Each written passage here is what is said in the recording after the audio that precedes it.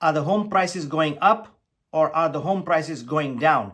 Is there a housing crash coming in 2024 or beyond?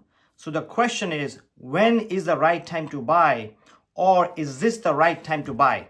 In this video, that's exactly what I'm going to talk about and give you some insights on what's happening in the next couple of years or next year and whether you should buy or wait. Let's get right into it. As we all know, home prices have gone up quite a bit. Inflation peaked at 8%. They have come down. So the question is there an advantage of buying a house, especially right now? So I'm going to talk briefly about the advantage of buying a house and disadvantage of buying a house, and then talk about what's going to happen about the market prices coming along. Talking about advantages of buying a house, there's a lot of advantages. Number one, the minute you buy a house, you start building equity in two ways. The first way is that every time you make a mortgage payment, you're paying off some principal every month for the next 30 years, assuming you have a 30-year fixed mortgage.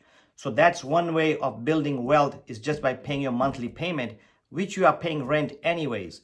The second way is you build equity just because of time. Over the time, 10, 20, 30 years, your home value is going to double or triple. So those are the big advantages. Of course, there are tax advantages and there is peace of mind. Your rents are fixed. In other words, your mortgage payments are fixed. And if you're renting, they're not fixed. So talking about the disadvantages of not buying, the main disadvantage is that once you buy a house and you have a fixed rate loan, your payments are fixed. With the rent, historically and on average, your rents are not fixed. They could go up every year. So you're paying the high rents. And with the high rents, you're paying the landlord's mortgage, not your mortgage. The other thing is, if you don't own a house, you probably don't have the peace of mind that a lot of the home owners have. And also, you don't have the tax advantages because you don't get the property tax write-off. You don't get the interest rate write-off. You don't get the homestead when you file your taxes. So there are some disadvantages of waiting. So I always recommend that you buy a house, but you have to buy a house when you are ready, willing, and able to buy. So what do I mean by when you are ready, willing, and able to buy? So the first thing is, hopefully you are committed to buy a house, and when you are ready to buy, it means that you are ready to take the plunge to home ownership and the commitment for a 30-year mortgage. So if you are ready, in other words, your kids are ready, they're going from junior high to high school, or you have a job relocation, or you want to move near your parents or your siblings or your friends, you are ready to make a move. Are you willing to move? That means that, do you have the down payment? Are you willing to let go that 3.5% down payment, not necessarily 20%? Are you willing to go 3.5% down payment and take the plunge again to putting that much money down and tied up with a 30-year loan? So are you willing to do that? If you are ready to buy. And the third thing is, are you able to buy the house? That means, have you talked to a lender and have they pre-qualified you or approved you to buy a house in today's market? Maybe the house you're buying today is worth $500,000, and maybe 2 years ago that house was worth only $425,000 or $450,000. So at the 500 price and the increased loan amount or the loan interest rate, are you ready, willing, and able to buy? Are you able to qualify for the loan? So if those three things work, you are ready to buy a house irrespective of the home prices. Yes, we always want to buy the lowest price, lowest interest rate, but by waiting, you never know what's going to happen. I know people who have been waiting since 2019, 2020, 2021, still waiting, and now they are crying because they did not buy. So chasing the market is not a good idea. You buy when you are ready, willing, and able to buy. So if you're ready, go for it irrespective of the home prices, because in the long term, you always win. You always build equity. You always build net worth, and you always reduce your principal amount every month that you make a payment. So in case you are thinking of buying maybe next year or 2 years or 3 years down the road, let's look at what is happening with the home prices.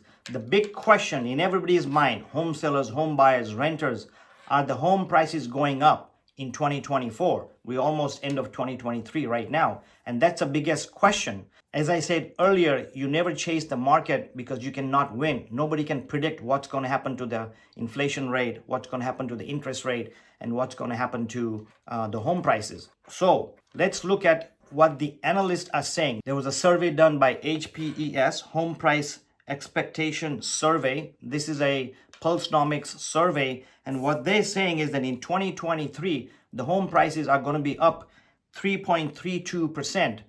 Remember, the last year after June 2022, a lot of them said that home prices are going to crash because rates doubled from 2021. Guess what? It did not happen. There is no crash. Prices did not go down.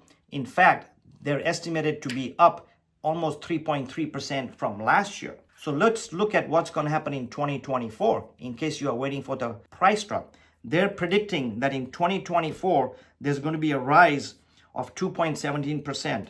This is a measurement from December to December, year over year. In other words, the prices in 2024 will be up over December 2023 prices. And if you look at 2025, they're going to be up from December to December 2024 by 3.2%. And if you go jump to 2027, they're going to be up 4.18%, which is almost double-digit increase from 2023. Wow. We have seen home prices going up since 2013, 2012, and they're still projected to go up. So should you wait or should you buy? As I mentioned to you earlier, the earlier you start buying, the earlier you start building equity, the earlier you start getting appreciation, the earlier you get your tax write-off. So it's a win-win situation because you can never chase the market. So I'm not going to tell you whether you should buy or not, but based on this data, I hope that you buy so you can take advantages of home ownership and the tax write-off and the appreciation and the equity. So talking about equity, let's look at this chart. One of the main advantages of buying a house is building your equity, building your wealth, building your net worth. And just to, on a side note, there was a survey done. It shows that if you're a renter versus if you're a homeowner, homeowners have 40 times more net worth than renters. So if you are a renter and if you want to increase your net worth, because you're not going to be able to do it by saving money paycheck to paycheck, that's never going to happen, never has happened, never will happen, because you just can't keep up with the inflation and the rising cost. So the number one way to increase your net worth and your wealth and your riches is to buy real estate, because once you buy real estate, it'll grow at an average of 3 to 5% historically and statistically, depending on your local market. So the advantage, again, is to buy, and the advantage is you build equity. So how much equity will you build? Again, according to HPES, if we look at this chart, if you buy a home today and wonder, hey, what if the prices go down? But they are projected to go up. So if you buy a house today in this high market, high interest rate, which is always relative, because I've sold home back in the early 2000 at 8, 10, 12%. And I've also sold homes 2 years ago at 2.5%. So people who saw 2.5% interest rate think the 7% are very high. But imagine if you had seen 12% few years back and now it's 7%, you'll be jumping and dying to buy a house.